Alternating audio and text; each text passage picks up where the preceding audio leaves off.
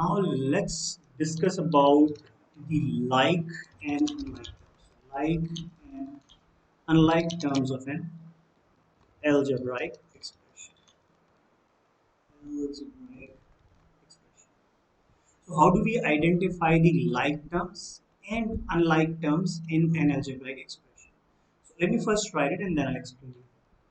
So we need to look for two conditions, and these both the conditions should be fulfilled. Even if only just one condition is met, second is not meeting or second is not fulfilled, we'll say they are unlike terms. So both the conditions should be fulfilled. What is the first condition? The first condition is that variable should be same. Now variable should be same means if I am looking for different terms, if one term has variable as x, the second term should also has the variable as x. That's what you mean by the variable should be same. And now the second part is the power of variable should also be same. Should be same. So these are the two different conditions and both conditions has to be fulfilled. If both conditions are fulfilled, then we say that the given terms are like terms. And if any one of the condition is not fulfilled, we'll say they are unlike terms. Let's see the example, then you will get the better idea. So for example, now let me first write an algebraic expression. So let's say write 8x 5 plus 7x plus, again typing. I think there's a problem with my keyboard. It sometimes it misses the keys. There's a plus sign. Okay, so this is now 10 y to the power 5 plus 8 y plus 13x to the power 5 plus 9. This is the long algebraic expression which I have written. Now we'll try to identify which one are the like terms and which one are unlike terms. So let's go with the concept. The concept says we have to look for two conditions. Both conditions has to be fulfilled. So the first condition is we need to look the variable. The variable should be same. Now when I look at this, I see in this term the variable is x, and in the second term also the variable is x. So first condition is fulfilled. Now let's see if the second term is also fulfilled or not. Second condition is the power of variable should also be same. Now when I look here, the power of variable is 5, x. And the power of variable here I don't see. So does that mean the power is 0? I hope you remember if you have watched the previous videos. Here what it is, if there's no power on a variable, that means the power is 1. So the second condition is not fulfilled. That means they have same variable, but the power is not same. That means they are unlike terms. They are not like terms. So let's look another term which may have x. Oh yes, I find it. This is x. And now let's look at the power. The power is 5. Wow. So both the conditions are met. So we can say that the variable is also same and the power is also same. So that means we can say that 8x to the power 5 and 13x to the power 5, they both are like terms. I hope you may have got the idea that we have to look for both the conditions. Both conditions should be fulfilled. Now see, we don't have to worry about the constant number here. The constant is 8 here, that's okay. The constant is 13 here, no problem. Constant, the numerical, the number part may be different. We don't have to look for that. We only have to look for two conditions. One condition is the variable has to be same, and the second condition is power of variable should be same. Both conditions should be met. Now you may have a question that, see, we have the power 5 here also. So the power is same here. We have y to the power 5 and here also x to the power 5. The power is same here. One condition is met, but the first condition is not met, which is variable should be same. The variable is different here. So both the conditions are important.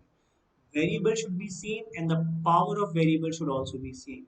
So these, now we can say that 8x to the power 5 and 7x are unlike terms. I can also say, now it's up to you how many they want you to identify. So 8x to the power 5 and I can say 10y to the power 5, they are also unlike terms. Because if any one of the conditions is not met, we simply announce that they are unlike terms. Now let's look at the algebraic expression once again and see, can you find any other like terms here? Just look at the complete expression here.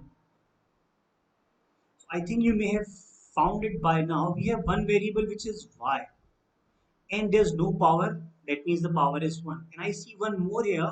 The variable is y. And luckily I don't see any power here also. That means the power is 1. So I can also say that 8y and 9y are also like. Now, this is also an important concept. All concepts are important, but we will be understanding the addition and subtraction of the algebraic expression. So remember, we can only add or subtract the like terms. We can never add unlike terms. It's only about addition and subtraction. For multiplication and division, there are different rules. We'll discuss them later when we come to the operations on algebraic expression. But remember, when it comes to the addition and subtraction, we can only do with like terms. We cannot add or subtract unlike terms. Very important. So make sure you remember that. So now the time for the